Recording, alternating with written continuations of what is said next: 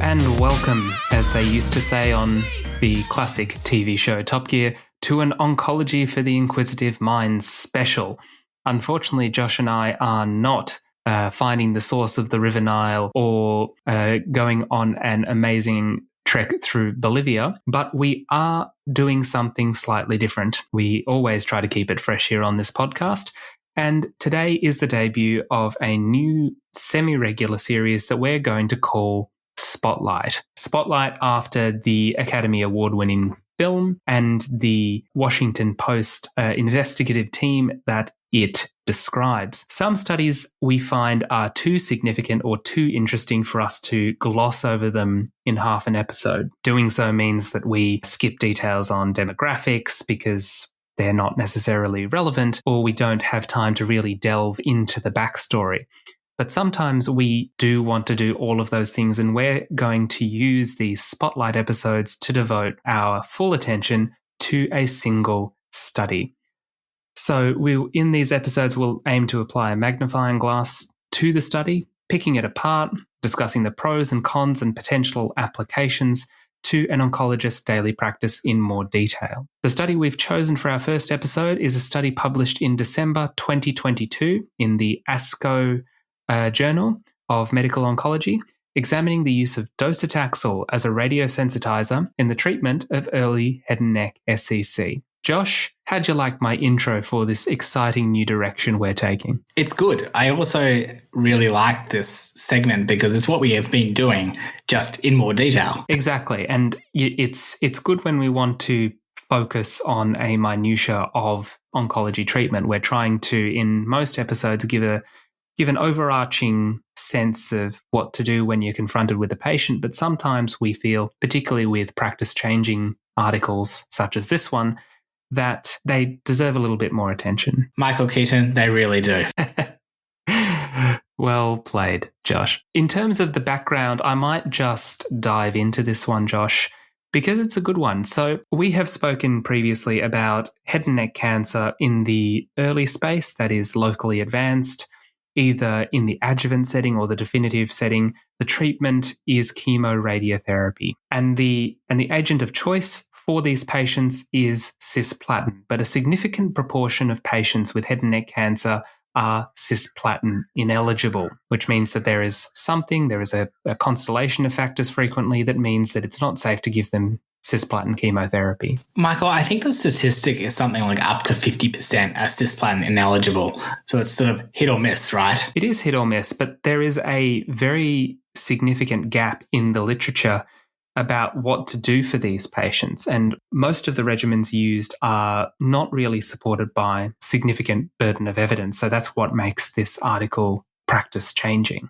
Josh, what in your experience are the most common causes of cisplatin ineligibility? Mr. Keaton, I know the answer to this question. I'm Stanley Tucci in this reference, if anyone wanted to know, with a fair bit more hair. But the common... No, you have far too much hair. Yeah, I was just going to say, you have far too much hair for Stanley Tucci. But I have the charisma. I probably don't. Michael, the common causes of cisplatin ineligibility: hearing impairment, pre-existing renal impairment, pre-existing peripheral neuropathy, poor ECOG, with an age above 70. I think the age is very much individual. Or how are they actually functionally? Patients with poor ECOG or age greater than 70 have higher treatment-related mortality, according to one analysis. And the most common in the article is renal impairment. But I, Josh, find hearing impairment to be much more common. Why is this important? First and foremost, head and neck cancer is a horrific cancer. We've spoken about this in the past. It's not just the mortality rates, it's the morbidity as well. And that's largely derived from the anatomical location. And so, I mean, you could say this about every cancer, but you do need to take every opportunity to maximize a patient's outcomes. The addition of concurrent chemo to radiotherapy provides an additional survival benefit of around 6.5% at the 5-year mark, which is small, but it's definitely not nothing. It can be the difference, obviously, between having a loco-regional recurrence requiring surgery or further radiotherapy, neither of which works as well the second time around.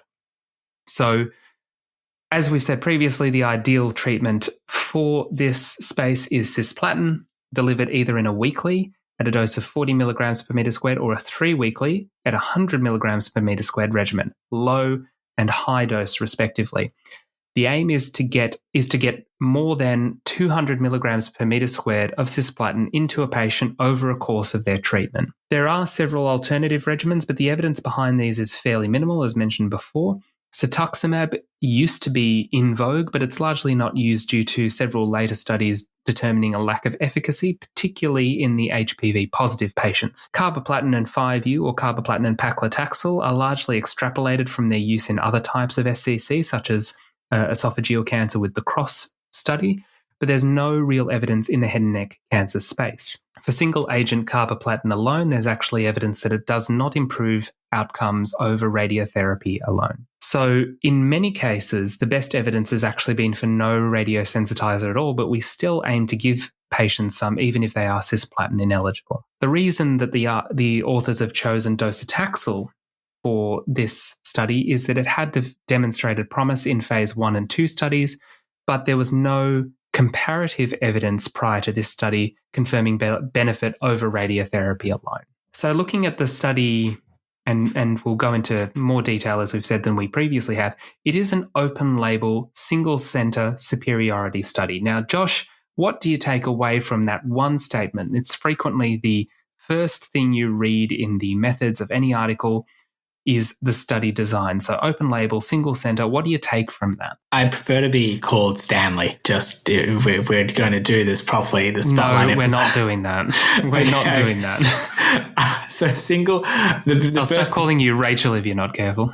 I love Rachel Adams, or McAdams. She's amazing. You love her so much that you don't remember her name. Well, you know, there's two very similar actresses. The issue with a single center, and probably this episode, is me. But the biggest issue with the single center is that it opens you up to selection bias, as treatment is not being tested in a wide range of demographics and ethnicities. But that's already a massive issue in any clinical trials, and most people end up being Caucasian, and you're like, well, that doesn't represent the majority of the world's ethnicities. And specifically, this study was conducted at Tata Memorial Hospital in Mumbai, India. You might recognize the name Tata from Tata Group, which is a massive multinational conglomerate based in India. They do cars, they own, I think, Land Rover and a couple of other companies, but they also own hospitals and donate a lot of their money to charity, just as a sidebar. This episode brought to you by Tata Motors. If you want to sponsor us, please shout out.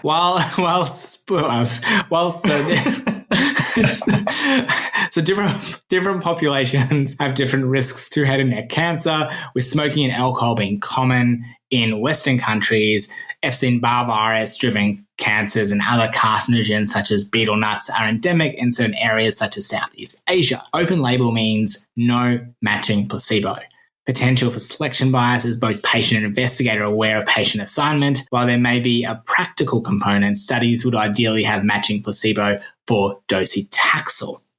How does that sound? Was that a good answer, Michael? I think it's a very good answer, Josh. So moving on, the study enrolled patients with oral cavity, oropharyngeal, hypopharyngeal, laryngeal, or squamous cell cancer of unknown origin. So a lot of different types of cancer. The definition of cisplatin ineligibility, which in many cases is a bit of a vibe, if you will. Patient might come in and they might have a bit of tinnitus, but there's nothing objective. And it's sort of, we base it on this, we base it on that factor, but they had a very clear definition in this study. So a patient only need to have one of the following factors. If they were ECOG of 2, they had organ dysfunction, including tinnitus of grade 2 or more, or even in some cases borderline organ dysfunction, for example, with a left ventricular ejection fraction of less than 50%, which could cause problems with the prehydration required for cisplatin, or non-correctable renal dysfunction, with a creatinine clearance of greater than 50 mils per minute, which was assessed as being purely due to high body weight. So they've thought a little bit outside the box here as well. Cisplatin hypersensitivity, that's an obvious one. The loss of greater than 10% of body weight in the last 6 months, which is unfortunately quite a common thing to see with head and neck cancers, particularly very locally advanced ones. malnourished status, defined as a BMI of less than 16 kilograms per meter squared, and concomitant use of nephrotoxic drugs where the drugs could not be stopped for other medical reasons. So this is very good variety of primary cancers, which increases how you can apply this data to a general head and neck population, because in a clinic you will see a laryngeal, an oropharyngeal, a hypopharyngeal. You're not just going to see one type of cancer. And they are, while they're similar, I often refer to them when I'm describing them to patients as sort of cousins. They do have slightly different characteristics. The strict definition of cisplatin ineligibility is something else that I like. As I mentioned, sometimes it's sort of more of a vibe than anything else. And it would have been very easy for the authors to say that cisplatin ineligibility, for example, was assessed by the investigator. That's something we see in other studies, not infrequently. But to have rigid guidelines prevents heterogeneity in populations, prevents patients sneaking in to the study where they might not have otherwise been appropriate. The patients were randomized to receive docetaxel weekly at 15 milligrams per meter squared for the duration of their radiotherapy or radiotherapy alone. Now, Josh, there is a little bit of a subtlety here, and it's a subtlety that I didn't know until recently, that some patients will get 6 weeks of radiotherapy and some will get 7. Now, this is not in terms of how much they can tolerate, it's how much they're planned for. Do you know why there is that difference? Well, I'm not a radiation oncology specialist. It's all to do with the intention. So the definitive patients will get 7 weeks as they have not had surgery, so there's no need to maximize treatment to killing the cancer. Patient with high-risk features, so those that have positive margins, really large primary tumours, lymph nodes that are sort of extranodal or resected on resection margins, can have adjuvant therapy, which typically goes over 6 weeks. That is correct. 10 points. 10 points to Gryffindor. Still. We're both Hufflepuff. So the endpoints of the study were overall survival, disease-free survival, loco-regional failure-free survival. And in terms of the assessments, patients received a CT scan 3 months after completion of the treatment. And for patients receiving treatment in the definitive space, they also received a PET scan. If there was evidence of recurrence, patients were treated according to the institutional protocol, once again at Tata Memorial Hospital. Josh, do you want to go through the demographics of this study? Yeah, we're racing through this trial. I'm loving this. So 356 patients were put in the driver's seat, randomized 1-to-1 to either the docetaxel arm or the standard of care arm. Median age was pretty similar, so 63 and 61, with over the age of 70 also being similar. I'm going to try and group these because statistics you never really remember. But what I did find interesting was the ECOG performance status. So about half of the patients in each group were ECOG 1 and about 40% were ECOG 2. And so that's quite interesting. When we look at the habits, lots of patients were oral tobacco chewers, which we're probably less likely to see here, somewhere like Australia, and quite a high rate of patients were smokers as well. The disease site was strewn across a number of cousins, including the majority being the oral cavity, followed by the oropharynx, then the larynx and the hypopharynx. And majority of patients actually had quite large tumours, which means probably late presenters. So they were T4 disease in nearly half of each group, and about 30% approximately were T3. So that's probably a red flag, I would say, when you're looking at a heterogeneous group of patients presenting. We already know this is an advanced disease. Most of the patients had lymph node involvement as well. Human papillomavirus status was negative or an unknown in nearly half of each group, which is a huge problem. Well, I believe it's a relatively large problem. Michael, are you happy for me to just kind of talk about why? Please do, Josh. So the HPV is associated with significant risk of developing oropharyngeal squamous cell carcinomas, and HPV positive disease is distinctly different to that of its HPV negative disease. So the significance of that and P16 in the non-oropharynx cancers is unknown, but the incidence is also much lower. Commonly, this will affect younger adults with no history of smoking or alcohol, and also carries a much better prognosis than that of HPV negative disease. So the hazard ratio for deaths for a patient with a HPV positive disease is thought to be as low as 0.6% compared to HPV negative. And the issue with this trial is that we don't know the status of half of the patients. So will this actually skew the results significantly in favor of maybe the docetaxel arm, maybe the standard of care arm? Why don't we hold on to our seatbelts and we'll find out soon? Well, yes, I guess the fact that they are unknown means that the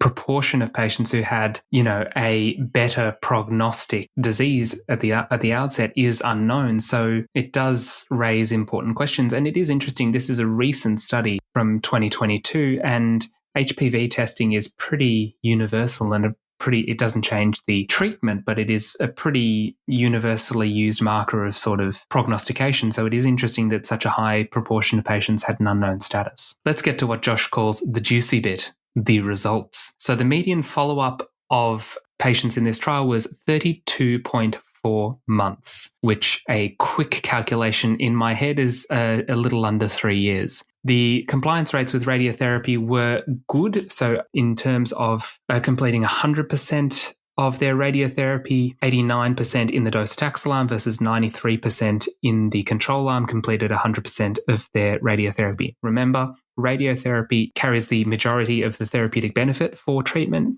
The chemotherapy is merely a sensitizer, and so it is much more important to get as much radiotherapy into the patient as possible. 91% of patients in the docetaxel arm completed 90% of their radiotherapy. The majority of reduced compliance to radiotherapy was due to adverse events. 11.1 versus 6.2% of patients had radiotherapy interruptions in the docetaxel and radiotherapy alone arms, respectively. The median treatment duration was 46.5 versus 47 days. In terms of compliance with docetaxel itself, 85% of patients received greater than or equal to 5 cycles. The reason for patients receiving less than that was, again, largely due to adverse events, most common of which were mucositis, dermatitis, and infection. So overall, higher rates of adverse events with docetaxel. This is consistent with data covering the addition of any systemic therapy to radiotherapy. There's data on cisplatin and carboplatin that highlights that the higher rate of adverse events is really something that you will see regardless of what you add to radiotherapy. But in terms of survival, the 2-year disease-free survival was 42 versus 32% with a p-value of 0.002. Hazard ratio for DFS was 0.67, and this was consistent when adjusted for known prognostic factors with a hazard ratio of 0.63. Obviously, as we said, the biggest unknown here is P16 and HPV status, but when they adjusted for the slight imbalances in ECOG, in tumor size and all of that sort of stuff, the docetaxel benefit was maintained. The majority of the benefit was with docetaxel was in improved locoregional control, with a locoregional failure-free survival of 12.4 versus 5.9 months. Again, a significant benefit with docetaxel with a hazard ratio of 0.66. This is consistent with docetaxel's use as a radiosensitizer. 15 milligrams per meter squared is a teachy little dose of docetaxel, so it's not going to have much benefit in preventing distant metastases. It's purely to increase the effectiveness of the radiotherapy. Finally, in terms of overall survival, the median overall survival was 25.5 versus 15.3 months with a hazard ratio of 0.74. The 2-year survival rate was 50 versus 41%, and again consistent when adjusted for known prognostic factors. In terms of the forest plot, the benefit was seen mostly in patients who had an ECOG performance status of 2, T3 to 4 disease, and N2 to 3 disease. So patients who would not usually get any chemotherapy in combination with their radiotherapy, and patients with high volume disease. Interestingly, it is small numbers, but patients with hypopharyngeal cancer, thought to be one of the worst types of head and neck squamous cell cancer, also significantly benefit with a hazard ratio of 0.45. In terms of side effects, we've spoken about most of them, but again, there were more side effects with the docetaxel arm. 49% of patients had grade 3 to 5 mucositis, 52% had grade 3 to 5 adenophobia, and 50% had grade 3 to 5 dysphagia. This is consistent with anyone who's worked in the head and neck space. You're going to see people really struggle with these upper oropharyngeal and upper digestive tract toxicities. Hyponatremia was another significant side effect, with grade 3 to 5 hyponatremia present in 30% of patients, and dermatitis also present in 15% of cases. So overall, you are sacrificing tolerability for efficacy when you add docetaxel to radiotherapy. Josh is looking very intently at something off screen here. But what are your thoughts, Josh, on the study overall? Good, bad, meh, I guess. It's a little bit of both. Well, there's three options you gave me. I think there's a little bit of good and a little bit of bad. The good is that it does show benefit in what can notoriously be a difficult cancer to treat, especially with recurrences. The bad is that it was a single center study, which adds its own set of issues. And I think the thing I was trying to look at was what would be actually used as the other radiosensitizer in cisplatin ineligible treatment. So what I was reflecting on that, so if you can't have cisplatin as a second option, is it not carboplatin and fluorouracil? So that's one of the options. In my center, we tend to use carboplatin and paclitaxel, or we did before this study was published.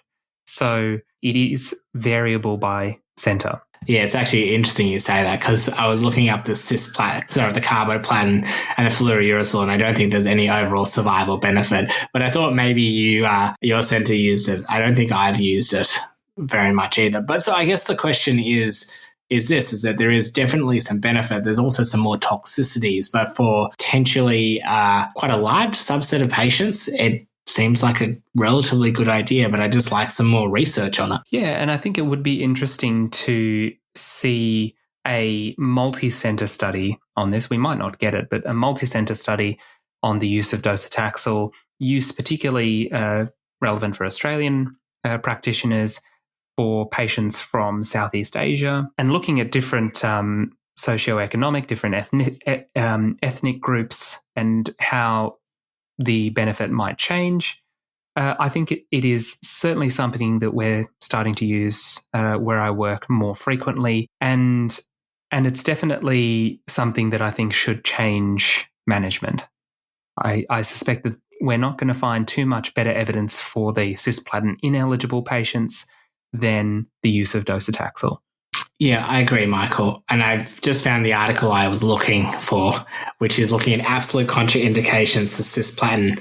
And there is the Gore-Tech 94-01, which allocated 226 oropharyngeal patients to receive either fluorouracil chemotherapy with fractionated radiotherapy or radiotherapy alone. Mind you, an old study from the 90s. And what they found is that the combined arm significantly enhanced overall survival after a median follow-up of 5.5 years. So that's something that's interesting. And so I think there's a number of studies, and I'm not going to go through this all, but we will link it in. So I think it's a bit of an open space still, because there's other chemotherapies that I'd be interested to see a comparison. As you said, a multi-center would be very worthwhile, and knowing HPV status is even more worthwhile, just to see whether it was per chance that the subset of these patients actually did better. Yes, absolutely. And it would be interesting to see comparison even to cisplatin, I guess. But I suspect that's not something that we're going to get. Probably not. To summarize our first ever Spotlight episode, docetaxel, is it a game changer? Absolutely. For cisplatin ineligible patients with head and neck squamous cell cancer. We hope you've enjoyed this first foray into a more detailed analysis. We will be coming back with this in a few weeks' time. Our next Spotlight episode will be looking at enfortumab vedotin in the bladder cancer space. So that's coming up in a few weeks, but stay tuned for more oncological goodness with Oncology for the Inquisitive Mind.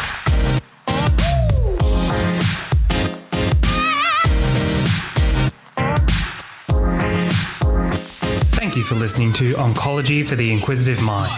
You'll find previous episodes on our website, along with weekly posts, resources, and links to our Twitter and LinkedIn pages. Check it out at inquisitiveonc.com. That's inquisitiveonc.com.